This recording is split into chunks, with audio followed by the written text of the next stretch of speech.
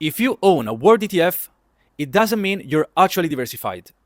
In this video, we'll see why and what real diversification actually looks like. I'm Giacomo, founder of Awalyt, a portfolio analysis platform built to help investors make decisions based on data, not opinions. Now, let's get into it. So, the most popular world ETF is VT from Vanguard. And on paper, VT is exactly what it promises. Around 10,000 companies spread across nearly 50 countries.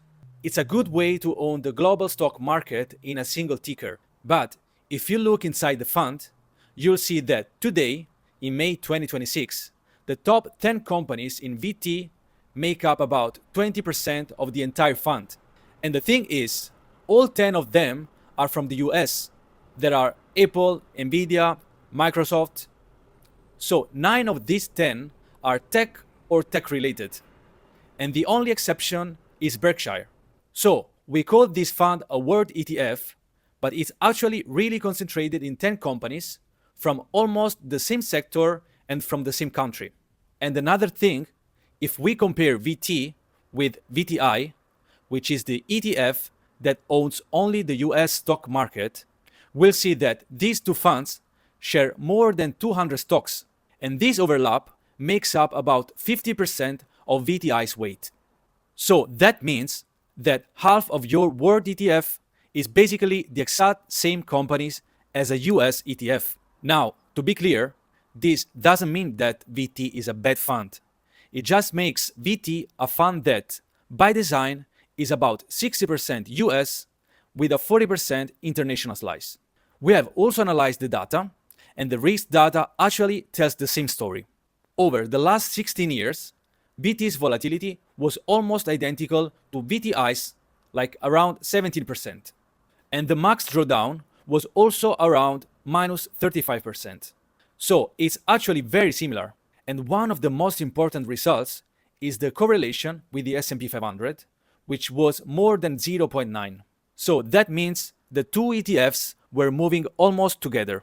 Now, to be honest, these 16 years were also dominated by American mega-cap tech. But the future might be a different story. So the point of this video is this.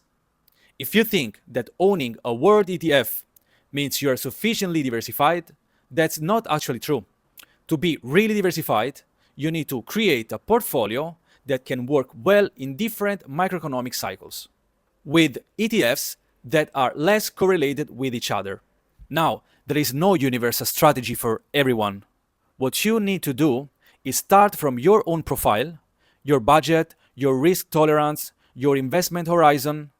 Then you study a considerable number of ETFs, like their exposures, their history, how they react to different macroeconomic cycles.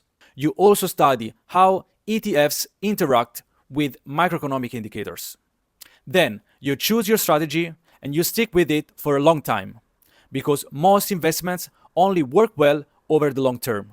So, if this video was useful, please subscribe to the channel and tell me what you think about this whole world ETF diversification concept. And if you want to check the overlap between your own ETFs, we have a free tool, which link is in the description.